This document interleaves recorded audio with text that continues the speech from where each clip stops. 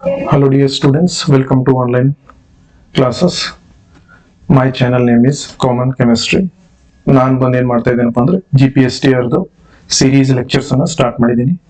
ಅದರಲ್ಲಿ ನಾನು 3ನೇ ಚಾಪ್ಟರ್ ನಿಮ್ಮ ಸಿಲೆಬಸ್ ಇರುವಂತ ಕ್ಲಾಸಿಫಿಕೇಶನ್ ಆಫ್ ಎಲಿಮೆಂಟ್ಸ್ ಬಗ್ಗೆ ಡಿಸ್ಕಸ್ ಮಾಡ್ತಾ ಇದ್ದೀನಿ. That is periodic table. ಅದರಲ್ಲಿ ನಾನು ಮೊದಲನೇ ಸೆಷನ್ ಅಲ್ಲಿ ಏನು ಹೇಳಿದೆ, ಇದಕ್ಕೂ ಮುಂಚೆ ಸೆಷನ್ ಅಲ್ಲಿ ಅಂದ್ರೆ classification of elements in the periodic table ಬಗ್ಗೆ ಹೇಳಿದ್ದೆ. ಅಲ್ಲಿ ನಾನು ವ್ಯಾಲೆನ್ಸಿ ಹೇಗೆ ಕೌಂಟ್ ಮಾಡ್ತಾರೆ ಅದನ್ನ ಹೇಳಿದ್ದೆ. ಆ ನಂತರ ಪಿರಿಯಾಡಿಕ್ ಟ್ರೆಂಡ್ ಅನ್ನ ಸ್ಟಾರ್ಟ್ ಮಾಡಿದ್ದೆ. ಪಿರಿಯಾಡಿಕ್ ಟ್ರೆಂಡ್ ಅಲ್ಲಿ ನಾನು ಯಾವ್ದ್ರ ಬಗ್ಗೆ ಹೇಳಿದ್ದೆ ಅಂದ್ರೆ ಕೇವಲ ಅಟಾಮಿಕ್ ರೇಡಿಯಸ್ ಬಗ್ಗೆ ಹೇಳಿದ್ದೆ. ಎಷ್ಟು ಟೈಪ್ ಆಫ್ ಅಟಾಮಿಕ್ ರೇಡಿಯಸ್ ಇರುತ್ತೆ ಏನು ಅಂತ ಅರ್ಥ ಆಯ್ತಾ. ಈಗ ಅದರ ಕಂಟಿನ್ಯೂಯೇಷನ್ ಪಾರ್ಟ್ ಬಂದು ಇಲ್ಲಿದೆ ನೋಡಿ. This is your next topic, that is iso electronic species. What is the meaning of iso electronic species? Iso electronic species ಅಂದ್ರೆ ಏನು? ಇಲ್ಲಿ ಹೆಸರೇ ಹೇಳ್ತಾ ಇದೆ. ಐಸೋ ಅಂದ್ರೆ ಏನಪ್ಪಾ ಅಂದ್ರೆ ಸೇಮ್ ಅಂತ ಅರ್ಥ. ಎಲೆಕ್ಟ್ರಾನಿಕ್ಸ್ ಅಂದ್ರೆ ಏನಂದ್ರೆ ಎಲೆಕ್ಟ್ರಾನ್ಸ್ಗಳು ಇರುವಂತ ಸ್ಪೀಸೀಸ್. ಇಲ್ಲಿ ಏನಿರ್ತವೆ, ಡಿಫ್ರೆಂಟ್ ಸ್ಪೀಸೀಸ್ ಇರ್ತವೆ. ಆ ಡಿಫ್ರೆಂಟ್ ಸ್ಪೀಸೀಸ್ ಒಳಗಡೆ ಏನಿರ್ತದೆ, ಸೇಮ್ ನಂಬರ್ ಆಫ್ ಎಲೆಕ್ಟ್ರಾನ್ಸ್ ಇರ್ತದೆ. ಸೇಮ್ ನಂಬರ್ ಆಫ್ ಎಲೆಕ್ಟ್ರಾನ್ಸ್, ಅರ್ಥ ಆಯ್ತಾ ನಾನು ಹೇಳಿದ್ದು? ಇಲ್ಲಿ ಸೇಮ್ ನಂಬರ್ ಆಫ್ ಎಲೆಕ್ಟ್ರಾನ್ಸ್ ಇರುವಂತ ಡಿಫ್ರೆಂಟ್ ಸ್ಪೀಸೀಸ್ ಗೆ ನಾವು ಏನಂತ ಕರಿತೀವಿ? ಐಸೋ ಎಲೆಕ್ಟ್ರಾನಿಕ್ ಸ್ಪೀಸೀಸ್ ಅಂತ ಕರಿತೀವಿ. ಫಾರ್ ಎಕ್ಸಾಂಪಲ್ ಇಲ್ಲಿ ಏನಿದೆ ರೀ, ಆಕ್ಸಿಜನ್ ಇದೆ. ಆಕ್ಸಿಜನ್ ಹತ್ರ ಎಷ್ಟು ಎಲೆಕ್ಟ್ರಾನ್ಸ್ ಇರುತ್ತೆ? 8 ಎಲೆಕ್ಟ್ರಾನ್ಸ್ ಇರುತ್ತೆ. ಅದೇನ್ ಮಾಡಿದೆ, 2 ನೆಗೆಟಿವ್ ಚಾರ್ಜ್ ಅಂದ್ರೆ 2 ಎಲೆಕ್ಟ್ರಾನ್ ಅದರಲ್ಲಿ ತಗೊಂಡಿದೆ. So total number of electrons is ನಾವು 10. Let us talk about the fluorine. Fluorine ಅಲ್ಲಿ ಎಷ್ಟು ಎಲೆಕ್ಟ್ರಾನ್ಸ್ ಇದೆ? 9 ಎಲೆಕ್ಟ್ರಾನ್ಸ್ ಇದೆ. ಅಗೇನ್ 1 ಎಲೆಕ್ಟ್ರಾನ್ ಪಡೆದಿದೆ ನೆಗೆಟಿವ್ ಚಾರ್ಜ್ ಅಂದ್ರೆ. Again it has a 10 electron. Similarly for the sodium. Sodium ಒಳಗಡೆ ಇರುವಂತಹ ಎಲೆಕ್ಟ್ರಾನ್ಸ್ ಗಳ ಸಂಖ್ಯೆ 11. 1 ಪ್ಲಸ್ ಅಂದ್ರೆ -1 ಎಲೆಕ್ಟ್ರಾನ್, ಲಾಸ್ ಆಫ್ 1 ಎಲೆಕ್ಟ್ರಾನ್ ಆಗಿದೆ. So therefore it has a 10 electron. Here also in magnesium it is a 12 electrons. Okay, ಅದರೊಳಗಡೆ 12 electrons ಇದೆ. So it lose its 2 electron and form 2 plus ion. ಹೀಗಾಗಿ ಇದರಲ್ಲಿ ಎಷ್ಟು electrons ಗಳಿದೆ? 10 electrons ಇದೆ. So total ನೀವು ನೋಡಿದಾಗ ಏನ್ ಅನಿಸ್ತಾ ಇದೆ ಇಲ್ಲಿ? What you are feeling? All of them have a same number of electron. ಹಾಗಿದ್ರೆ ಇವೆಲ್ಲ ಸ್ಪೀಸೀಸ್, 4 ಸ್ಪೀಸೀಸ್ಗಳಿಗೆ ನಾವೇನಂತ ಕರಿತೀವಿ? ಐಸೋ ಎಲೆಕ್ಟ್ರಾನಿಕ್ ಸ್ಪೀಸೀಸ್ ಅಂತ ಕರಿತೀವಿ. ಏನಂತ ಕರಿತೀವಿ? Iso electronic species. ಎಕ್ಸಾಮ್ ಅಲ್ಲಿ ಈ ರೀತಿ ಕ್ವಶನ್ಸ್ ಬರ್ತವೆ. ಡ್ಯಾಮ್ ಶೋರ್ ಈ ರೀತಿ ಕ್ವಶನ್ಸ್ ಬರ್ತಾನೆ ಇರ್ತವೆ. ಸೊ ಅದಕ್ಕಾಗಿ ಇದು one of the important topic.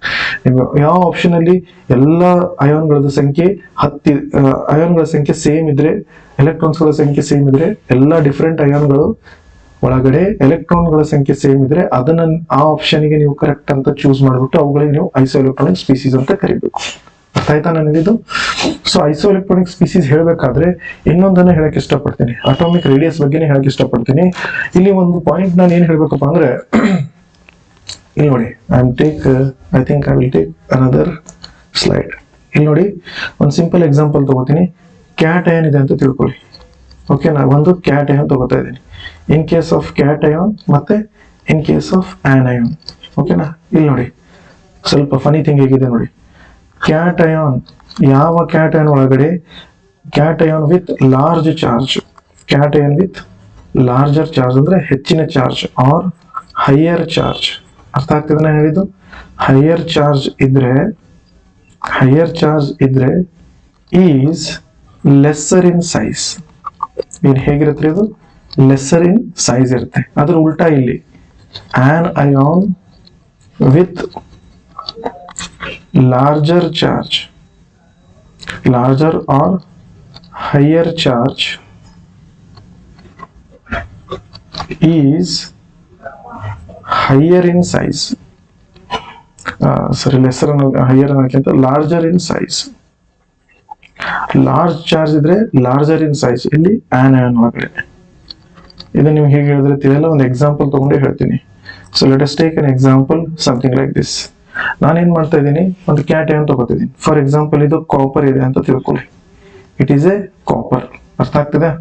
Copper 1 electron ಕಳ್ಕೊಂಡ್ರೆ ಇದರ ಸೈಜ್ ಏನಾಗ್ತದೆ? ಚಿಕ್ಕದಾಗ್ತದೆ.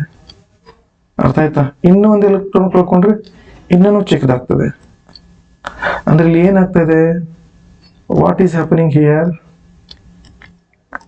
ಈ ಕಾಪರ್ದು ಮೇಲೆ ಪಾಸಿಟಿವ್ ಚಾರ್ಜ್ ಹೆಚ್ಚಿಗೆ ಆಗ್ತಾ ಹೋಗ್ತಾ ಇದೆ, ಆದ್ರೆ ಸೈಜ್ ಏನಾಗ್ತಾ ಹೋಗ್ತಾ ಇದೆ? ಕಡಿಮೆ ಆಗ್ತಾ ಹೋಗ್ತಾ ಇದೆ. ಇದ್ರ ಉಲ್ಟಾ ಇಲ್ಲಿ ಏನಪ್ಪಾ ಅಂದ್ರೆ, ಫಾರ್ ಎಕ್ಸಾಂಪಲ್ ನಾನು ಯಾವ ತಗೋತೀನಪ್ಪ ಅಂದ್ರೆ, ವಿ ಕ್ಯಾನ್ ಟೇಕ್ ಆಕ್ಸಿಜನ್. ಇದು ಪೇರೆಂಟ್ ಆಕ್ಸಿಜನ್. ಓಕೆನಾ? ಪೇರೆಂಟ್ ಆಕ್ಸಿಜನ್ ಒಂದ್ ಎಲೆಕ್ಟ್ರಾನ್ ತಗೊಂಡು ಅಂತ ತಿಳ್ಕೊಳ್ಳಿ, ನಾವ್ ಇಟ್ ವಿಲ್ ಬಿಕಮ್ -1. ಇನ್ನೊಂದು ಎಲೆಕ್ಟ್ರಾನ್ ತಗೊಂಡು ಅಂತ ತಿಳ್ಕೊಳ್ಳಿ, ನಾವ್ ಇಟ್ ವಿಲ್ ಬಿಕಮ್ -2. ಅಂದ್ರೆ ಇಲ್ಲಿ ಏನಾಗ್ತದೆ, ಸೈಜು ಜಾಸ್ತಿ ಆಗ್ತಾ ಇದೆ. ತಿಳಿತಾ ನಾನು ಹೇಳಿದ್ದು? So this is about the higher cations ಮತ್ತೆ higher in anions atomic size. I hope you understood the atomic radius concept till ನಾವು. ಬನ್ನಿ ಹಾಗಾದ್ರೆ ನೆಕ್ಸ್ಟ್ ನಾವು ಮತ್ತೊಂದು ಪೀರಿಯಾಡಿಕ್ ಟ್ರೆಂಡ್ಗೆ ಹೋಗೋಣ. ಮತ್ತೊಂದು ಪೀರಿಯಾಡಿಕ್ ಟ್ರೆಂಡ್ ಏನಿದೆ ಅಂದ್ರೆ ionisation enthalpy. What is the meaning of ionisation enthalpy? ನೋಡಿ, ಅಲ್ಲಿ ನಾನು ಡೆಫಿನೇಷನ್ ಆಲ್ರೆಡಿ ಬರೆದ್ಬಿಟ್ಟಿದ್ದೀನಿ. ಅಯನೈಸೇಷನ್ ಎಂಥಾಲ್ಪಿ ಅಂದ್ರೆ ಸಿಂಪಲ್ ಆಗಿ ಹೇಳ್ತೀನಿ ನೋಡ್ರಿ, ನನಗೆ ಈ ಒಂದು gaseous state of an atom ಇದೆಯಲ್ಲ, ಇದ್ರ ಒಳಗಡೆಯಿಂದ ಒಂದು ಎಲೆಕ್ಟ್ರಾನ್ ಅನ್ನ ತೆಗಿಬೇಕಾಗಿದೆ. I want to remove one electron. ಅರ್ಥ ಆಯ್ತಾ? ಒನ್ ಜಾಸ್ತಿನೂ ತೆಗಿಬಹುದು, ಹಂಗಂತ ಹೇಳಿಲ್ಲ. ಫಸ್ಟ್ ನಾನು ಒಂದು ತೆಗಿದ್ದೀನಿ ಅಂತ ತಿಳ್ಕೊಳ್ಳಿ. The amount of energy required to remove an electron from isolated gaseous state of an atom in a ground state. ಇದರಿಂದ ಒಂದು ಎಲೆಕ್ಟ್ರಾನ್ ತೆಗೆದ್ರೆ ಇದ್ರ ಚಾರ್ಜ್ ಬಂದು ಏನಾಗ್ತದೆ, ಇದ್ರ ಚಾರ್ಜ್ ಬಂದು ಪಾಸಿಟಿವ್ ಚಾರ್ಜ್ ಬರುತ್ತೆ, ಓಕೆನಾ? And loss of the electron will takes place. ಈ ತರ ಆದ್ರೆ ಇಲ್ಲಿ ಎನರ್ಜಿ ನಾವೇನ್ ಮಾಡ್ತಾ ಇದೀವಿ, ಸಪ್ಲೈ ಮಾಡ್ತಾ ಇದೀವಿ, ಓಕೆನಾ? ಇದಕ್ಕೆ ಎನರ್ಜಿ ಅಪ್ಲೈ ಮಾಡ್ತಾ ಇದೀವಿ. We are applying energy. Apply energy ಮಾಡೋದ್ರಿಂದ ಇದು ಒಂದು ಯಾವ ರಿಯಾಕ್ಷನ್ ಇದೆ ಅಂದ್ರೆ, ಇದು ಒಂದು ಎಂಡೋಥರ್ಮಿಕ್ ರಿಯಾಕ್ಷನ್. ಯಾವ ರಿಯಾಕ್ಷನ್ ರೀ? Endothermic reaction. ಸುಮ್ಮನೆ ಗೊತ್ತಿರಬೇಕು ಅಂತ ನಾನು ಇದೊಂದು ಪಾಯಿಂಟ್ ಇಲ್ಲೇ ಬರೀತೀನಿ. ಎಂಡೋಥರ್ಮಿಕ್ ಅಂದ್ರೆ ಹೀಟ್ ಅನ್ನ ಸಪ್ಲೈ ಮಾಡ್ತಾ ಇದೀವಿ, ಹೀಟ್ ಅನ್ನ ಅಬ್ಸರ್ವ್ ಮಾಡ್ಕೋತದೆ, ಓಕೆನಾ? ಎನರ್ಜಿನ ಅಬ್ಸರ್ವ್ ಮಾಡ್ಕೋತದೆ ಅಂತ ಎಂಡೋಥರ್ಮಿಕ್ ರಿಯಾಕ್ಷನ್ಸ್ ಅಂತ ಕರಿತೀವಿ. ಅದ್ರದ್ದು ಡೆಲ್ಟಾ ಎಚ್ ವ್ಯಾಲ್ಯೂ ಯಾವಾಗ ಏನಿರ್ತದೆ, ಪ್ಲಸ್ ಇರ್ತದೆ, okay? So this is about the ionisation enthalpy. Ionisation enthalpy ಅಂದ್ರೆ ಏನ್ರಿ, ನನಗೆ ಏನ್ ಮಾಡ್ಬೇಕಾಗಿದೆ, ಎನರ್ಜಿ ಅಪ್ಲೈ ಮಾಡ್ಬೇಕಾಗಿದೆ. ಎನರ್ಜಿ ಅಪ್ಲೈ ಮಾಡಿ ಇಲ್ಲಿದ್ದ ಒಂದು ಎಲೆಕ್ಟ್ರಾನ್ ಅನ್ನ ನಾನೇನ್ ಮಾಡ್ಬೇಕಾಗಿದೆ, ರಿಮೂವ್ ಮಾಡ್ಬೇಕಾಗಿದೆ. I want to remove this electron. I want to remove this electron, ಓಕೆನಾ? ಆ ರಿಮೂವ್ ಮಾಡ್ಲಿಕ್ಕೆ ಬೇಕಾಗುವಂತಹ ಎನರ್ಜಿ, ಅರ್ಥ ಆಯ್ತಾ? ಇದಕ್ಕೆ ನಾವೇನಂತ ಕರಿತೀವಿ, ಅಯನೈಸೇಷನ್ ಎಂಥಾಲ್ಪಿ ಅಂತ ಕರಿತೀವಿ, ಓಕೆ? ಸೊ ಈ ಅಯನೈಸೇಷನ್ ಎಂಥಾಲ್ಪಿ ಹೇಗೆ ವರ್ತನೆ ಮಾಡ್ತದೆ ಅಕ್ರಾಸ್ ದ ಪೀರಿಯಡ್ ಮತ್ತೆ ಡೌನ್ ದ ಗ್ರೂಪ್, ಅದನ್ನ ನೋಡೋಣ. ನೋಡಿ, ಅಕ್ರಾಸ್ ದ ಪೀರಿಯಡ್ ಅಂದ್ರೆ ಏನಪ್ಪಾ ಅಂದ್ರೆ from left to right. Down the period ಅಂದ್ರೆ ಫ್ರಮ್ ಟಾಪ್ ಟು ಬಾಟಮ್. ನೋಡಿ, ಅಕ್ರಾಸ್ ದ ಪೀರಿಯಡ್ ಅಲ್ಲಿ ಏನಾಗ್ತದೆ, ಜನರಲಿ ಅಕ್ರಾಸ್ ದ ಪೀರಿಯಡ್ ಅಲ್ಲಿ ಏನಾಗ್ತದೆ, ಜನರಲಿ ಏನಾಗ್ತದಪ್ಪ ಅಂದ್ರೆ ಏನಾಗ್ತದೆ, ಇಲ್ಲಿ ಇನ್ಕ್ರೀಸ್ ಆಗ್ತಾ ಇದೆ. ಅಯನೈಸೇಷನ್ ಎಂಥಾಲ್ಪಿ ಇನ್ಕ್ರೀಸಸ್, ಏನಾಗ್ತದೆ, ಇನ್ಕ್ರೀಸಸ್ ಆಗ್ತಾ ಇದೆ. ಅಯನೈಸೇಷನ್ ಎಂಥಾಲ್ಪಿ ಇನ್ಕ್ರೀಸ್ ಆಗ್ತದೆ. ಎಲ್ಲಿ? ಈ ಕಡೆಯಿಂದ ಈ ಕಡೆ. ರೀಸನ್ ಬಂದು ಏನಪ್ಪ, what is the reason behind this? Reason ಏನಪ್ಪಾ ಅಂದ್ರೆ ಎಫೆಕ್ಟಿವ್ ನ್ಯೂಕ್ಲಿಯರ್ ಚಾರ್ಜ್ ಜಾಸ್ತಿ ಆಗ್ತಾ ಇದೆ. ಅಕ್ರಾಸ್ ದ ಪೀರಿಯಡ್ ಏನಾಗ್ತದೆ, ಎಫೆಕ್ಟಿವ್ ನ್ಯೂಕ್ಲಿಯರ್ ಚಾರ್ಜ್ ಇನ್ಕ್ರೀಸ್ ಆಗ್ತಾ ಇದೆ.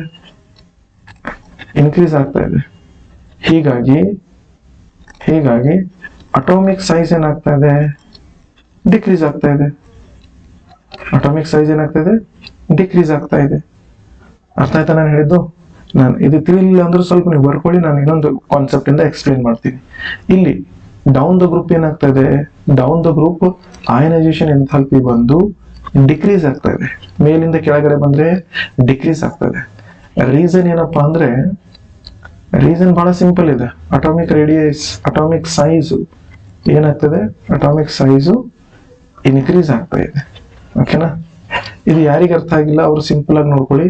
ನಾನೊಂದು ಎಕ್ಸಾಂಪಲ್ ಹೇಳ್ತೀನಿ. ಬೆರ್ಲಿನ್ ಇಂದ ಬೋರಾನ್ ಇಂದ ಕಾರ್ಬನ್ ಇಂದ ನೈಟ್ರೋಜನ್. ನಾನು ಇಲ್ಲಿ ಎಲೆಕ್ಟ್ರಾನ್ ತೆಗೆಯೋದು ಸುಲಭ, ಆದ್ರೆ ಇದಕ್ಕೆ ಹೋದ್ರೆ ಇನ್ನೂ ಕಷ್ಟ. ಇಲ್ಲಿಂದ ಇಲ್ಲಿಗೆ ಹೋದ್ರೆ ಇನ್ನೂ ಕಷ್ಟ. ಅರ್ಥ ಆಯ್ತಾ ನಾನು ಹೇಳಿದಂದ್ರೆ, ಇಲ್ಲಿ ನನಗೆ amount of energy 2 kilo joule ಬೇಕಾಗಿದೆ ಅಂತ ತಿಳ್ಕೊಳ್ಳಿ.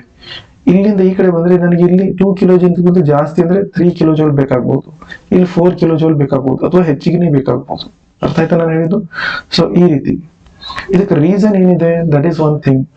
ರೀಸನ್ ಏನಿದೆಪ್ಪ ಅಂದ್ರೆ, ಇವೆಲ್ಲ ಅಕ್ರಾಸ್ ದ ಪೀರಿಯಡ್ ಅಂದ್ರೆ ಸೇಮ್ ಶೆಲ್ ಅಲ್ಲೇ ಏನಾಗ್ತದೆ, ಎಲೆಕ್ಟ್ರಾನ್ಗಳು ಪ್ಲೇಸ್ ಆಗ್ತಾ ಇದಾವೆ. ಸೇಮ್ ಶೆಲ್ ಒಳಗಡೆ ಎಲೆಕ್ಟ್ರಾನ್ ಪ್ಲೇಸ್ ಆಗೋದ್ರಿಂದ ಎಲೆಕ್ಟ್ರಾನ್ ಮಧ್ಯೆ ನ್ಯೂಕ್ಲಿಯಸ್ ಮಧ್ಯೆ ಏನಿದೆ, ಡಿಸ್ಟೆನ್ಸ್ ಕಡಿಮೆ ಇರ್ತದೆ. ಡಿಸ್ಟೆನ್ಸ್ ಕಡಿಮೆ ಇರೋದ್ರಿಂದ ಅವು ಜಾಸ್ತಿ ಟೈಟ್ ಆಗಿ ಹಿಡ್ಕೊಳ್ತವೆ, ಓಕೆನಾ? ಇಲ್ಲಿ ಏನಾಗ್ತದೆ, number of principal quantum number ಏನಾಗ್ತದೆ, ಹೆಚ್ಚಿಗೆ ಆಗ್ತಾ ಇದೆ. ನಾವು ಮೊದಲು n=1 ಅಲ್ಲಿ ಇದ್ವಿ ಅಂದ್ರೆ ಇದು ಡಿಸ್ಟೆನ್ಸ್ ಇಷ್ಟೇ. n=2 ಹೋದ್ರೆ ಡಿಸ್ಟೆನ್ಸ್ ಜಾಸ್ತಿ ಆಯ್ತು. n=3 ಹೋದ್ರೆ ಇನ್ನೂ ಡಿಸ್ಟೆನ್ಸ್ ಜಾಸ್ತಿ ಆಗ್ತದೆ. ಅರ್ಥ ಆಯ್ತಾ ನಾನು ಹೇಳಿದ್ದು? ಸೊ ಡಿಸ್ಟೆನ್ಸ್ ಜಾಸ್ತಿ ಆದಾಗ ನಾವು ಎಲೆಕ್ಟ್ರಾನ್ ಅನ್ನ ಈಸಿಯಾಗಿ ರಿಮೂವ್ ಮಾಡಬಹುದು. ಯಾಕಪ್ಪ ಅಂದ್ರೆ ಇಫೆಕ್ಟಿವ್ ನ್ಯೂಕ್ಲಿಯರ್ ಚಾರ್ಜ್ ಏನಾಗ್ತದೆ, ಕಮ್ಮಿ ಆಗ್ತದೆ. ಆದರೆ ಇಲ್ಲಿ ಎಲ್ಲ ಒಂದರಲ್ಲೇ ತುಂಬ್ಕೋತಾ ಇದಾವೆ. Are you getting my point? ಇದೇ ಒಂದೇ n=1 ಅಥವಾ n=2 ದಲ್ಲಿ ಇದೀವಿ ಅಂತ ತಿಳ್ಕೊಳ್ಳಿ. 2 ದಲ್ಲಿ ಇದ್ರೆ ಸೈಜ್ ಅಷ್ಟೇ ಆಗ್ತಾ ಇದೆ, ಸೈಜ್ ಅಂದ್ರೆ ಡಿಸ್ಟೆನ್ಸ್ ಅಷ್ಟೇ ಇದೆ, ಬಟ್ ಇಫೆಕ್ಟಿವ್ ನ್ಯೂಕ್ಲಿಯರ್ ಚಾರ್ಜ್ ಜಾಸ್ತಿ ಆಗೋದ್ರಿಂದ ಇವುಗಳದ್ದು ಸೈಜ್ ಏನಾಗ್ತಾ ಹೋಗ್ತದೆ, ಕಡಿಮೆ ಆಗ್ಕೋತಾ ಹೋಗ್ತದೆ. ಎಲ್ಲಿಂದ ಎಲ್ಲಿಗೆ? ಇಲ್ಲಿಂದ ಎಲ್ಲಿಗೆ, ಫ್ರಮ್ ಲೆಫ್ಟ್ ಟು ರೈಟ್. ಅರ್ಥ ಆಯ್ತಾ ನಾನು ಹೇಳಿದ್ದು? ಸೊ ಇನ್ನೂ ತಿಳಿದಿಲ್ಲ ಅಂದ್ರೆ ಒಂದು ಕಾನ್ಸೆಪ್ಟ್, ಸಿಂಪಲ್ ಆಗಿರೋ ಒಂದು ಫನ್ನಿ ಕಾನ್ಸೆಪ್ಟ್ ತಗೋಣ. ಫನ್ನಿ ಕಾನ್ಸೆಪ್ಟ್ ಅಂದ್ರೆ ಹೇಗೆಂದ್ರೆ, I will take an example. ನೋಡಿ, ಇಲ್ಲಿ ಒಬ್ಬ ಕುರಿ ಕಾಯ್ಕೊಂಡು ಕೂತಿದ್ದಾನೆ, ಮಾಲೀಕ ಅಂತ ಕರೆಯೋಣ, ಓಕೆನಾ? ಇಲ್ಲಿ ಪಕ್ಕದಲ್ಲಿ ಏನ್ ಮಾಡಿದ್ದಾನೆ, ಒಂದು ಕುರಿ ಕಟ್ಟಿದ್ದಾನೆ, ಓಕೆನಾ? ಇಲ್ಲಿ ಒಂದು ನರಿ ಇದೆ, ಇದು ನರಿ. ಇದು ಏನ್ ಮಾಡ್ಬೇಕಂತದೆ, ಈ ಕುರಿನ ಎತ್ತಕೊಂಡು ಹೋಗ್ಬೇಕು ಅಂತದೆ. ಇಟ್ ವಾಂಟ್ ಟು ಕಿಡ್ನಾಪ್, ಇದನ್ನ ಎತ್ತಕೊಂಡು ಹೋಗ್ತದೆ, ಓಕೆನಾ? ಹಾಗಾದ್ರೆ ಇಲ್ಲಿ ನೋಡಿ, ಡಿಸ್ಟೆನ್ಸ್ ಒಂದ್ ವೇಳೆ ಕಡಿಮೆ ಇದೆ ಅಂತ ತಿಳ್ಕೊಳ್ಳಿ. ಸೇಮ್ ಶೆಲ್ ಅಂದ್ರೆ ಅಕ್ರಾಸ್ ದ ಪೀರಿಯಡ್ ಸೈಜ್ ಕಡಿಮೆ ಆಗ್ತದೆ. ಡಿಸ್ಟೆನ್ಸ್ ಕಡಿಮೆ ಇದ್ದಾಗ ಈ ಕುರಿನ ಈ ನರಿ ಎತ್ತಬೇಕಂದ್ರೆ ಎನರ್ಜಿ ಜಾಸ್ತಿ ಅಪ್ಲೈ ಮಾಡಬೇಕಾಗ್ತದೆ. ಅರ್ಥ ಆಯ್ತಾ ನಾನು ಹೇಳಿದ್ದು? ಯಾಕಂದ್ರೆ ಇಲ್ಲಿ ಹತ್ರನೇ ಇದೆ. ಅಂಡರ್ಸ್ಟುಡ್? ಅದೇ ಡೌನ್ ದ ಗ್ರೂಪ್ ಬಂದ್ರೆ ಏನಾಗ್ತದೆ ಕೇಸು? ಡೌನ್ ದ ಗ್ರೂಪ್ ಬಂದ್ರೆ ಇದು ಉಲ್ಟಾ ಅಂದ್ರೆ ಹೇಗಪ್ಪ, ಇಲ್ಲಿ ಮಾಲೀಕನಿದ್ದಾನೆ, ಇಲ್ಲಿ ಕುರಿ ಇದೆ, ಇಲ್ಲೆಲ್ಲೋ ನರಿ ಇದೆ. ಸೊ ಡಿಸ್ಟೆನ್ಸ್ ಏನಾಗಿದೆ, ಇಲ್ಲಿ ಜಾಸ್ತಿ ಆಗಿದೆ. ಡಿಸ್ಟೆನ್ಸ್ ಜಾಸ್ತಿ ಆದ್ರೆ ಈ ನರಿ ಬಂದು ಇದನ್ನ ಎತ್ತಕೊಂಡು ಹೋಗ್ಬೇಕಾದ್ರೆ ಇದಕ್ಕೆ ಜಾಸ್ತಿ ಎನರ್ಜಿಯನ್ನು ಅಪ್ಲೈ ಮಾಡಕ್ಕೆ ಅವಶ್ಯಕತೆ ಇಲ್ಲ. ಅರ್ಥ ಆಯ್ತಾ ನಾನು ಹೇಳಿದ್ದು? ಈ ರೀತಿ ಕಾನ್ಸೆಪ್ಟ್ ನೀವು ಅರ್ಥ ಮಾಡ್ಕೊಳ್ಳಿ. Understood? So this is about what ionization enthalpy. So across the period ionization enthalpy ಏನಾಗ್ತದೆ, ಇನ್ಕ್ರೀಸ್ ಆಗ್ತದೆ. ಡೌನ್ ದ ಗ್ರೂಪ್ ಏನಾಗ್ತದೆ, ಡಿಕ್ರೀಸ್ ಆಗ್ತದೆ. You should understand. ನಾವು let us talk about the ಒಂದು ಕ್ವಶನ್. ಈ ರೀತಿ ಬರ್ತದೆ, IE2 value is greater than IE1 ಅಂತ ಬರ್ತದೆ. ಈಗ ನೋಡಿ, IE2 ಅಂದ್ರೆ ಏನು, IE1 ಅಂದ್ರೆ ಏನು?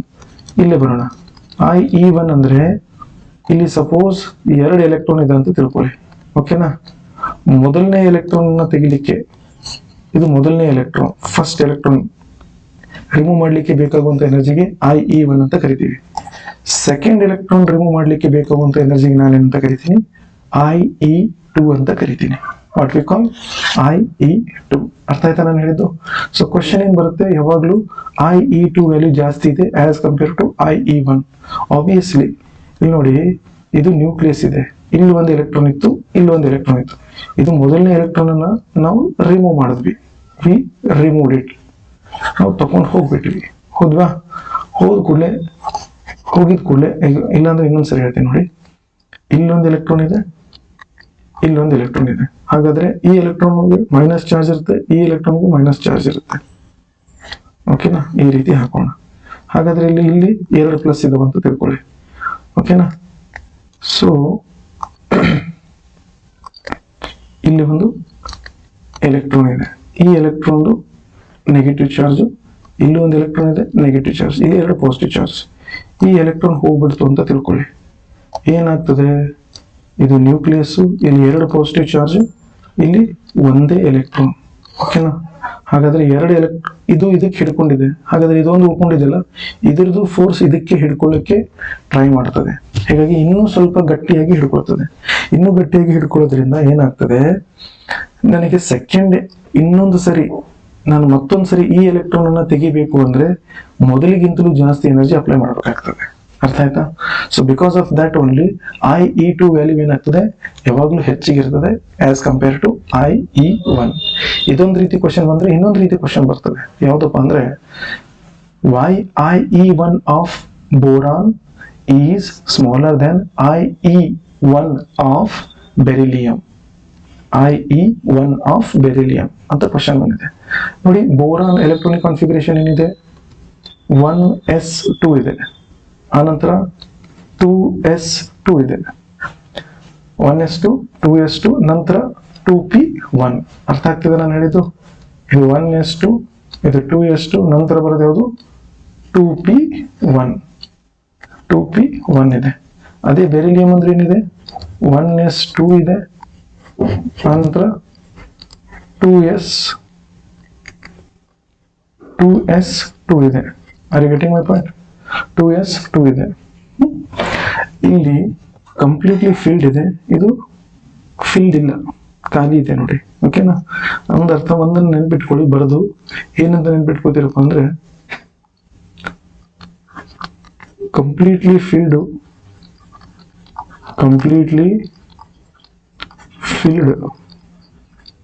Are completely half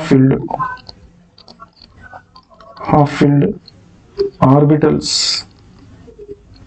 have extra energy. ಅರ್ಥ ಆಯ್ತಾ? ಅಂದ್ರೆ ಮೋರ್ ಸ್ಟೇಬಲ್ ಇರುತ್ತೆ, ಇದು ಎಕ್ಸ್ಟ್ರಾ ಎನರ್ಜೆಟಿಕ್ ಇರ್ತವೆ. Okay, are you getting my point? So ಅಥವಾ ಎಕ್ಸ್ಟ್ರಾ ಎನರ್ಜೆಟಿಕ್ ಅನ್ನೋಕ್ಕಿಂತ ಮೋರ್ ಎಕ್ಸ್ಟ್ರಾ ಸ್ಟೆಬಿಲಿಟಿ ಇರ್ತದೆ ಅಂತ ತಿಳ್ಕೊಂಡು, ಏನಿರ್ತದೆ? Extra stability. ಅರ್ಥ ಆಯ್ತಾ? ಹೀಗಾಗಿ ಇದು ಅಂತೂ ಕಂಪ್ಲೀಟ್ಲಿ ಫೀಲ್ಡ್ ಇದೆ, ಇಲ್ಲಿ ಫೀಲ್ಡ್ ಇದೆ, ಆದ್ರೆ ಇಲ್ಲೊಂದು ಎಕ್ಸ್ಟ್ರಾ ಆಗಿದೆಯಲ್ಲ, ಹಾಗಾಗಿ ಇದನ್ನು ನಾವು ಈಸಿಯಾಗಿ ತೆಗೆದು ಬಿಡಬಹುದು. ಅದೇ ಬರೀ ನೈಟ್ರೋಜನ್ ಅಲ್ಲಿ, ಬರೀ ನೈಟ್ರೋಜನ್ ಅಲ್ಲಿ ಏನಿದೆ? 1s2 ಇದೆ, 2s2 ಇದೆ, 2p3 ಇದೆ. ಇಲ್ಲಿ 1s2 ಇದೆ, 2s2 ಇದೆ, 2p ಅಲ್ಲಿ ಏನಿದೆ ರೀ? 4 ಇದೆ. ಓಕೆನಾ? ಇದು ಕಂಪ್ಲೀಟ್ಲಿ ಹಾಫ್ ಫಿಲ್ಡ್ ಇದೆ. This is completely half filled. ಆದ್ರೆ ಇದು outer most orbital completely half filled ಅಲ್ಲಿ ಒಂದು ಎಕ್ಸ್ಟ್ರಾ ಎಲೆಕ್ಟ್ರಾನ್ ಇದೆ. ಹಾಗಾದ್ರೆ ಎರಡರಲ್ಲಿ ಯಾವ್ದು ಮೂರು ಸ್ಟೆಬಿಲಿಟಿ ಇದೆ ಅಂದ್ರೆ ಇದು ಜಾಸ್ತಿ ಸ್ಟೆಬಿಲಿಟಿ ಇರೋದ್ರಿಂದ ಇದು ಕಡಿಮೆ ಸ್ಟೆಬಿಲಿಟಿ ಇರ್ತದೆ. ಹೀಗಾಗಿ ಇದರದೊಂದು ಎಲೆಕ್ಟ್ರಾನ್ ಹೊರಟೋಗ್ಬಿಡ್ತದೆ. ಅಂಡರ್ಸ್ಟುಡ್? ಹಾಗಾಗಿ ಅಯನೈಸೇಷನ್ ಎಂಥಾಲ್ಪಿ ಈಸಿಯಾಗಿ ನಾವು ಇಲ್ಲಿ ಅಂದ್ರೆ ಈಸಿಯಾಗಿ ಎಲೆಕ್ಟ್ರಾನ್ ತೆಗಿಬಹುದು. ಇದರಲ್ಲಿ ಎಲೆಕ್ಟ್ರಾನ್ ತೆಗಿಲಿಕ್ಕೆ ನಾವು ಜಾಸ್ತಿ ಅಮೌಂಟ್ ಆಫ್ ಎನರ್ಜಿ ಅಪ್ಲೈ ಮಾಡಬೇಕಾಗ್ತದೆ. ಅದಕ್ಕಾಗಿ ionisation enthalpy of nitrogen is more than ionization enthalpy of oxygen. Understood? So this is about the ionization enthalpy concept. ಬನ್ನಿ ಹಾಗಾದ್ರೆ ನೆಕ್ಸ್ಟ್ ನಾವು ಡಿಸ್ಕಸ್ ಮಾಡೋಣ ಎಲೆಕ್ಟ್ರಾನ್ ಗೇನ್ ಎಂಥಾಲ್ಪಿ ಬಗ್ಗೆ ಡಿಸ್ಕಸ್ ಮಾಡೋಣ. Let us discuss about the electron gain enthalpy. Electron gain enthalpy ಅಂದ್ರೆ ಏನು ನೋಡಿ. ಇಲ್ಲಿ ಏನಾಗ್ತದೆ?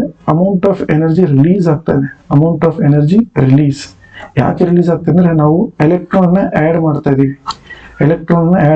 ಯಾವುದನ್ನ? ನ್ಯೂಟ್ರಲ್ ಆಟಮ್ ಅನ್ನ. ನ್ಯೂಟ್ರಲ್ ಆಟಮ್ ಎಲೆಕ್ಟ್ರಾನ್ ಆಡ್ ಮಾಡಿದ್ರೆ ಅದು ಏನ ಕನ್ವರ್ಟ್ ಆಗ್ತದೆ?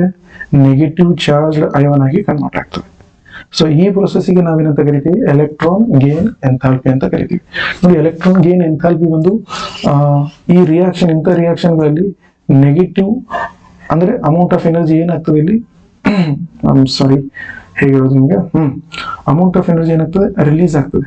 ರಿಲೀಸ್ ಆದ್ರೆ ಇದಕ್ಕೆ ನಾವು ಯಾವ ರಿಯಾಕ್ಷನ್ಸ್ ಅಂತ ಕರಿತೀವಿ ಅಂದ್ರೆ ಎಕ್ಸೋಥರ್ಮಿಕ್ ರಿಯಾಕ್ಷನ್ಸ್ ಅಂತ ಕರಿತೀವಿ. We call it as exothermic reactions. Understood? So this is about the electron gain enthalpy. ಇಲ್ಲಿ ನೋಡಿ, ಇದು ಎಕ್ಸ್ ಇದೆ, ಇದಕ್ಕೊಂದು ಎಲೆಕ್ಟ್ರಾನ್ ಕೊಟ್ಟಿವಿ, ಇದು ಏನಾಗಿ ಕನ್ವರ್ಟ್ ಆಯ್ತು? ಎಕ್ಸ್ ಮೈನಸ್ ಅಯಾನ್ ಆಗಿ ಕನ್ವರ್ಟ್ ಆಯ್ತು.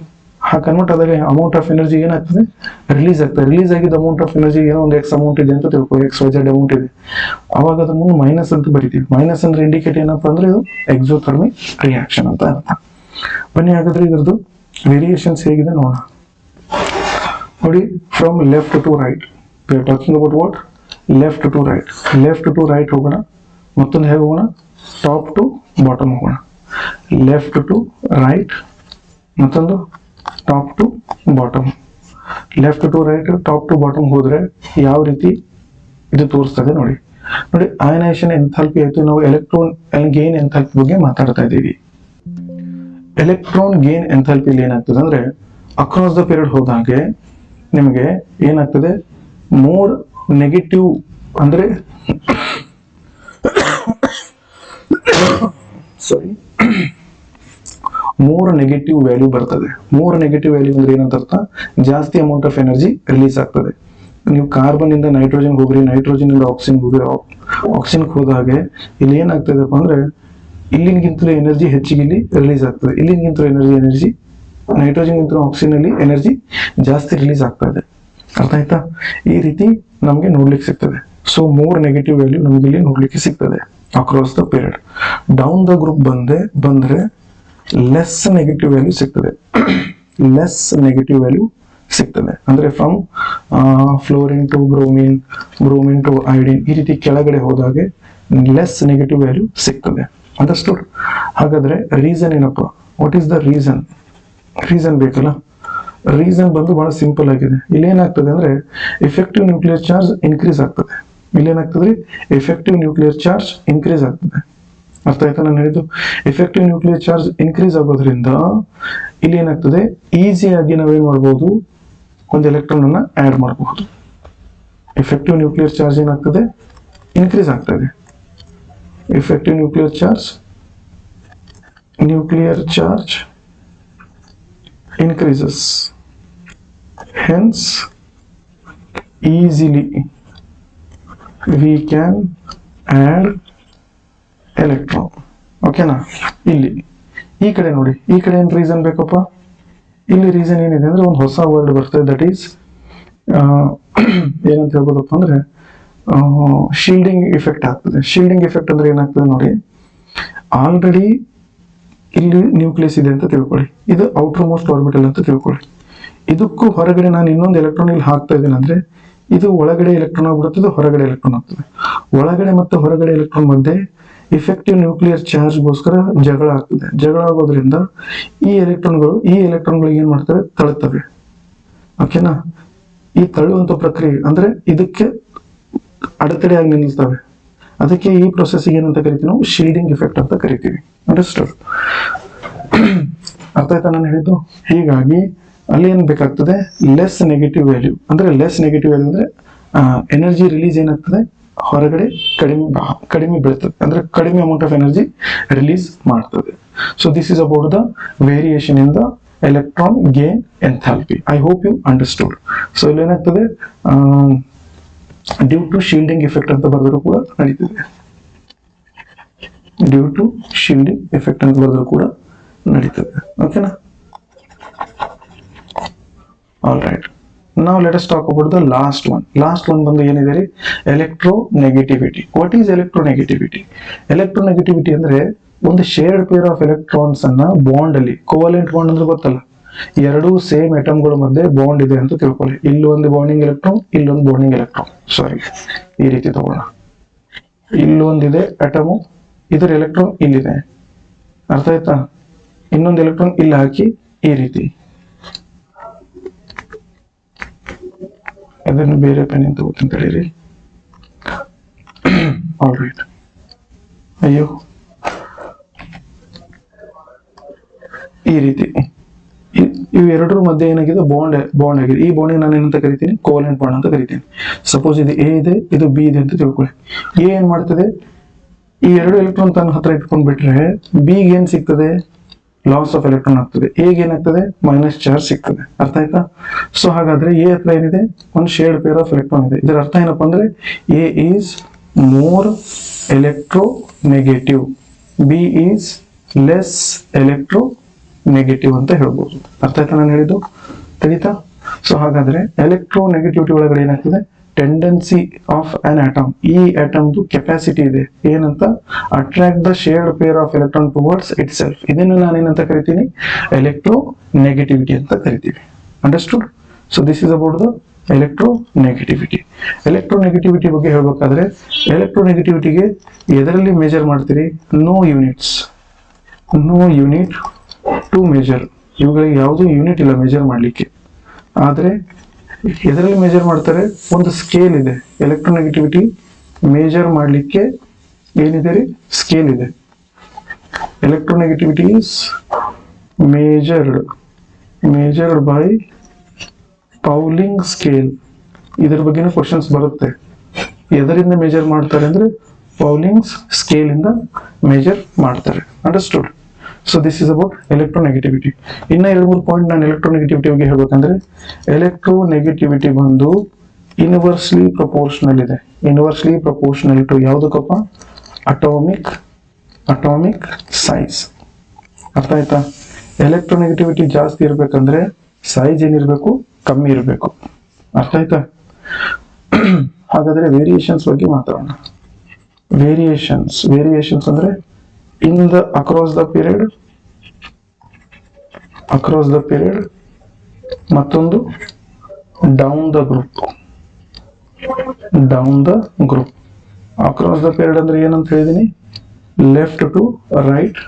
ಡೌನ್ ದ ಗ್ರೂಪ್ ಅಂದ್ರೆ ಏನಂತ ಹೇಳಿದೀನಿ, ಟಾಪ್ ಟು ಬಾಟಮ್. ಓಕೆ, ಏನೇನು ಹೇಗೆ ಹೇಗೆ ಚೇಂಜಸ್ ಆಗ್ತದೆ ನೋಡ್ರಿ. ಎಲೆಕ್ಟ್ರೋನೆಗೆಟಿವಿಟಿ ಏನಾಗ್ತದಪ್ಪ ಅಂದ್ರೆ ಅಕ್ರಾಸ್ ದ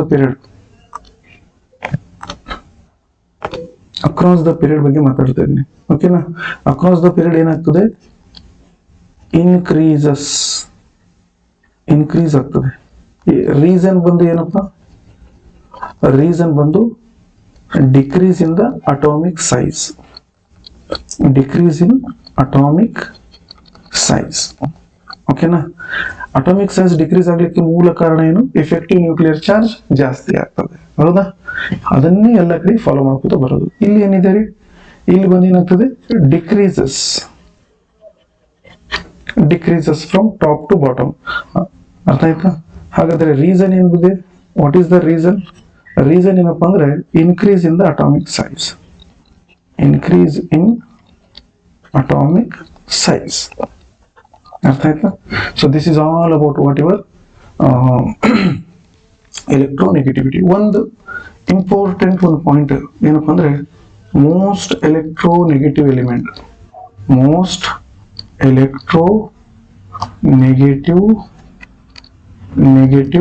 ಎಲಿಮೆಂಟ್ ಯಾವ್ದಿದೆಯಪ್ಪ ಅಂದ್ರೆ ಎಕ್ಸಾಂಪಲ್ ಕೇಳ್ತಾ ಇರ್ತಾನಲ್ಲ, ಅದಕ್ಕೆ ಹೇಳೋದು ಯಾವ್ದಿದೆ ಅಂದ್ರೆ fluorine. This is one of the important thing that I want to tell you. Most electronegative element in the periodic table. ಅರ್ಥ ಆಯ್ತಾ? So this is about what your electronegativity. Periodic ಎಲ್ಲ ಇದ್ರ ಬಗ್ಗೆ ಹೇಳಾಯ್ತು. ಇನ್ನೇನಾದ್ರೂ ಮಿಕ್ಕಿದಿದೆ ಅಂದ್ರೆ 1 ಸೆಕೆಂಡ್, ಅಂದ್ರೆ 9th NCERT ಒಳಗಡೆ ಒಂದು ಕೆಲವೊಂದು ಪಾಯಿಂಟ್ಸ್ ಇದೆ, ಅದನ್ನ ನೋಡೋಣ. ನೇಚರ್ ಆಫ್ ದ ಆಕ್ಸೈಡ್ಸ್ ಬಗ್ಗೆ ಮಾತಾಡೋಣ. ಇದ್ರ ಬಗ್ಗೆನೂ ಕೇಳಿದಾನೆ ಸ್ವಲ್ಪ. ಇವು ಹೇಳಾಯ್ತಲ್ಲ, ನೇಚರ್ ಆಫ್ ದ ಆಕ್ಸೈಡ್ಸ್ ಬಗ್ಗೆ ಹೇಳ್ತೀನಿ. What is the nature of oxides? ನೋಡಿ, ಆಕ್ಸೈಡ್ಸ್ ಅಂದ್ರೆ ಏನು ನೋಡಿ, ಮೆಟಲ್ ಆಕ್ಸಿಜನ್ ಜೊತೆ ಕಂಬೈಂಡ್ ಆಗಿ ಏನ್ ಫಾರ್ಮೇಶನ್ ಮಾಡ್ತದೆ, ಮೆಟಲ್ ಆಕ್ಸೈಡ್ ಮೆಟಲ್ ಮಾಡ್ತದೆ. ಅದೇ ರೀತಿ ನಾನ್ ಮೆಟಲ್ ಕೂಡ ಏನ್ ಮಾಡ್ತದೆ, ಕಂಬೈಂಡ್ ಆಗಿ ಏನ್ ಫಾರ್ಮೇಶನ್ ಮಾಡ್ತದೆ, ನಾನ್ ಮೆಟಲ್ ಆಕ್ಸೈಡ್ಸ್ ಫಾರ್ಮೇಶನ್ ಮಾಡ್ತದೆ. ನಿಮಗೆ ಸಿಲೆಬಸ್ ಅಲ್ಲಿ 9th ಅಲ್ಲಿ ಇರೋದೆಲ್ಲ ಮೆಟಲ್ ಆಕ್ಸೈಡ್ಸ್ ಇದೆ. ಫಾರ್ ಎಕ್ಸಾಂಪಲ್ Na ಇದೆ ಅಂತ ತಿಳ್ಕೊಳ್ಳಿ, 2 ಮಾಲಿಕ್ಯೂಲ್ಸ್ ಆಫ್ Na ಪ್ಲಸ್ ಈ ರೀತಿ ಇತ್ತು ಅಂತ ತಿಳ್ಕೊಳ್ಳಿ. ಓಕೆನಾ, ಅರ್ಥ ಆಗ್ಲತ್ತ ನಾನು ಹೇಳಿದ್ದು? ಸೊ ಇದು ಏನ ಕನ್ವರ್ಟ್ ಆಗ್ತದೆ, Na2 ಆಗಿ ಕನ್ವರ್ಟ್ ಆಗ್ತದೆ, Na2O. ಅದೇ ರೀತಿ ಮ್ಯಾಗ್ನೀಷಿಯಂ ಇದೆ ಅಂತ ತಿಳ್ಕೊಳ್ಳಿ, 2 ಮಾಲಿಕ್ಯೂಲ್ಸ್ ಪ್ಲಸ್ O2 ಕಂಬೈಂಡ್ ಆಗಿ ಏನ್ ಫಾರ್ಮೇಶನ್ ಮಾಡ್ತದೆ, MgO ಫಾರ್ಮೇಶನ್ ಮಾಡ್ತದೆ. ಹಾಗಾದ್ರೆ ಇವೆರಡು ಏನೋ ಮೆಟಾಲಿಕ್ ಆಕ್ಸೈಡ್ಸ್ ಅದಾವ. ಓಕೆನಾ, ಸಿಮಿಲರ್ಲಿ ನಾನ್ ಮೆಟಾಲಿಕ್ ಆಕ್ಸೈಡ್ಸ್ ಬಗ್ಗೆನೂ ಹೇಳ್ತಾ ಇದ್ದೀನಿ. ನಾನ್ ಮೆಟಾಲಿಕ್ ಆಕ್ಸೈಡ್ಸ್ ಅಂದ್ರೆ ನಾನ್ ಮೆಟಲ್ ಮತ್ತೆ ಆಕ್ಸಿಜನ್ ಕಂಬೈಂಡ್ ಆಗಿ ಏನ್ ಫಾರ್ಮೇಶನ್ ಮಾಡ್ತಾರೆ, ನಾನ್ ಮೆಟಲ್ ಆಕ್ಸೈಡ್ಸ್ ಆಗಿ ಫಾರ್ಮೇಶನ್ ಮಾಡ್ತದೆ. ಬೆಸ್ಟ್ ಎಕ್ಸಾಂಪಲ್ ಇದೆ Cl2O7 2- sulphide ion.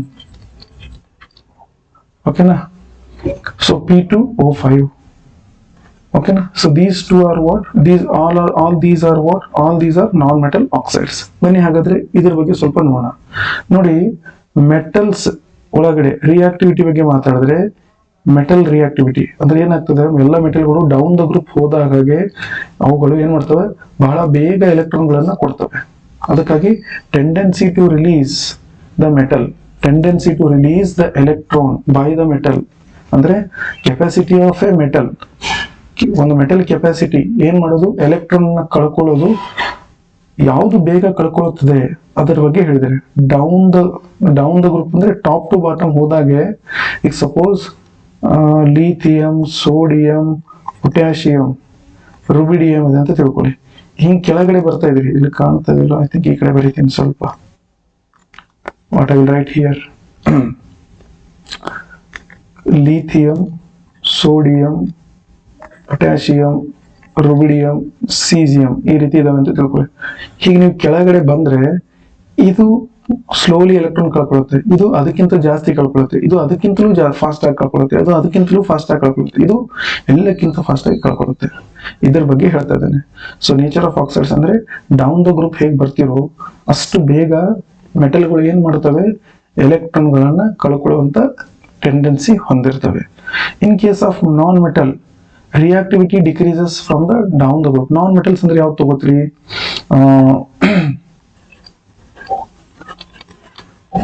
Oxygen family ತಗೋತೀನಿ. ಯಾವ್ದು ತಗೋತೀನಿ, ಆಕ್ಸಿಜನ್, ಸೆಲೆನಿಯಂ, ಸಲ್ಫರ್, ಟೆಲೂರಿಯಂ.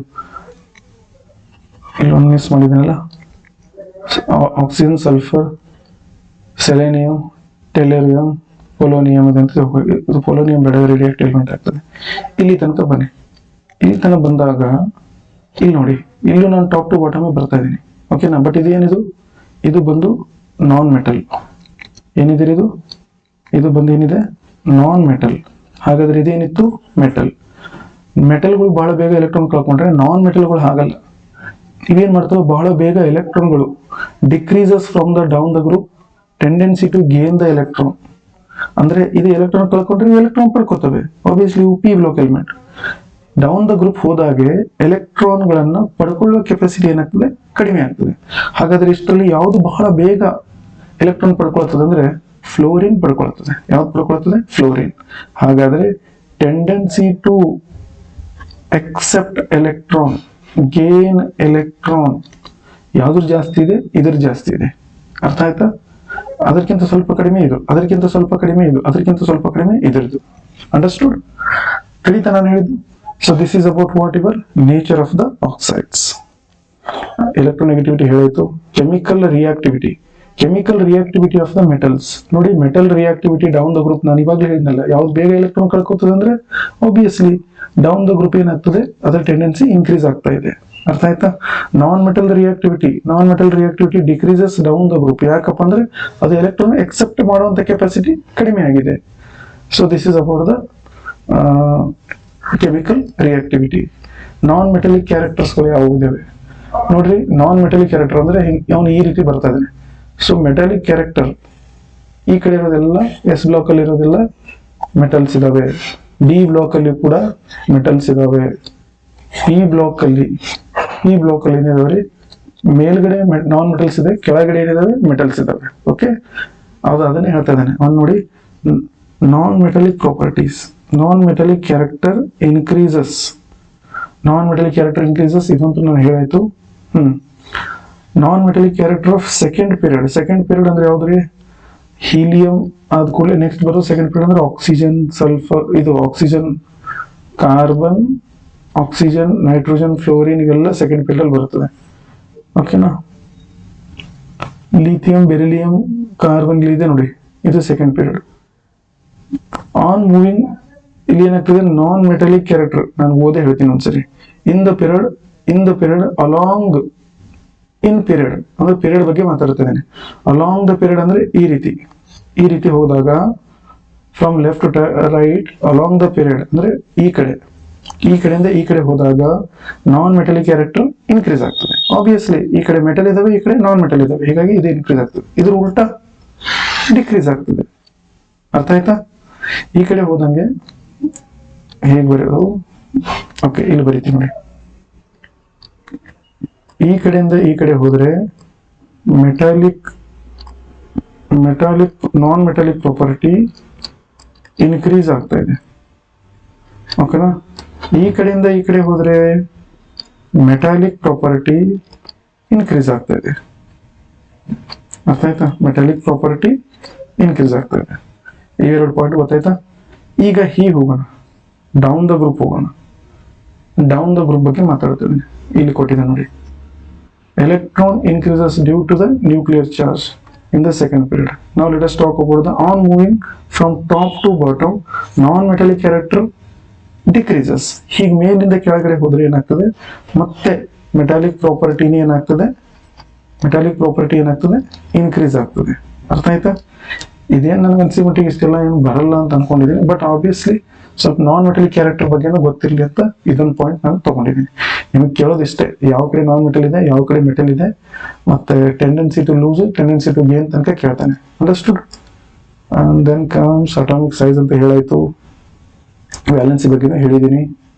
ಬನ್ನಿ ಇದ್ರ ಬಗ್ಗೆ ಒಂದು ಸ್ವಲ್ಪ ಡೀಟೇಲ್ ಆಗಿ ಹೇಳ್ತೀನಿ. ಯಾರು ಫಸ್ಟ್ ಇದರಲ್ಲಿ ನೋಡಿದ್ರಲ್ಲ, ಅಲ್ಲಿ ಆಲ್ರೆಡಿ ಹೇಳಿದ್ದೀನಿ. ಇದು ನೋಡಿ, ಇವೆರಡು ಸೇಮ್ ಐಟಮ್ಗಳು ಇದಾವೆ. ಸೇಮ್ ಐಟಮ್ ಇರೋದ್ರಿಂದ ಇದು ಯಾವುದು ಕೋವಲೆಂಟ್ ಬಾಂಡ್ ಫಾರ್ಮೇಶನ್ ಮಾಡಿದೆ. ಕೋವಲೆಂಟ್ ರೇಡಿಯಸ್ ಅಂದ್ರೆ ಇದರ ಅರ್ಧ ರೇಡಿಯಸ್ಗೆ ನಾವೇನಂತ ಕರೆದಿವಿ, ಕೋವಲೆಂಟ್ ರೇಡಿಯಸ್ ಅಂತ ಕರೆದಿವಿ.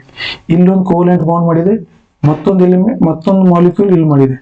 ಓಕೆನಾ. ಇವೆರಡರ ಮಧ್ಯೆ ಏನಿದೆ, ನಾನು ಏನೇ ಹೇಳ್ತೇನೆ ನೋಡಿ, ಇದು ಬೇರೆ ಕೋವಲೆಂಟ್ ಬಾಂಡೆಡ್ ಮಾಲಿಕ್ಯೂಲ್, ಇದು ಬೇರೆ ಕೋವಲೆಂಟ್ ಬಾಂಡೆಡ್ ಮಾಲಿಕ್ಯೂಲ್. ಹಾಗಾದ್ರೆ ಈ ನ್ಯೂಕ್ಲಿಯಸ್ ಮತ್ತೆ ಈ ನ್ಯೂಕ್ಲಿಯಸ್ದು ಅರ್ಧ ಡಿಸ್ಟೆನ್ಸಿಗೆ ನಾವೇನಂತ ಕರಿತೀವಿ, ವ್ಯಾಂಡರ್ ವಾಲ್ಸ್ ಡಿಸ್ಟೆನ್ಸ್ ಅಂತ ಕರಿತೀವಿ. ಓಕೆ, ಇದು ವ್ಯಾಂಡರ್ ವಾಲ್ಸ್ ಡಿಸ್ಟೆನ್ಸ್ ಬಗ್ಗೆ ಸ್ವಲ್ಪ ನೆನ್ಪಿಟ್ಕೊಳ್ರಿ. ಇದೊಂದು ಪಾಯಿಂಟ್ ನೆನ್ಪಿಟ್ಕೊಳ್ಳಿ, ಎಲ್ಲಕ್ಕಿಂತ ದೊಡ್ಡದು ಯಾವುದು ವ್ಯಾಂಡರ್ ವಾಲ್ಸ್ ರೇಡಿಯಸ್, ಅದಕ್ಕಿಂತ ಸ್ವಲ್ಪ ಚಿಕ್ಕದು ಮೆಟಾಲಿಕ್ ರೇಡಿಯಸ್, ಅದಕ್ಕಿಂತಲೂ ಚಿಕ್ಕದು ಯಾವುದು ಅಂದ್ರೆ covalent radius. Okay, so I think ನಾನು ಎಲ್ಲ ಪಾರ್ಟ್ಸ್ಗಳನ್ನ, ನಿಮ್ದು ಥರ್ಡ್ ಚಾಪ್ಟರ್ದು ಎಲ್ಲ ಪಾರ್ಟ್ಸ್ಗಳನ್ನ ನಾನು ಕವರ್ ಮಾಡಿದ್ದೀನಿ. ಯಾವುದು ಪಾಯಿಂಟ್ಸ್ ನಾನು ಬಿಟ್ಟಿಲ್ಲ ಅಂತ ಅನ್ಕೊಂಡಿದ್ದೀನಿ ಇಲ್ಲಿ ತನಕ. I hope you enjoyed this series. Thank you.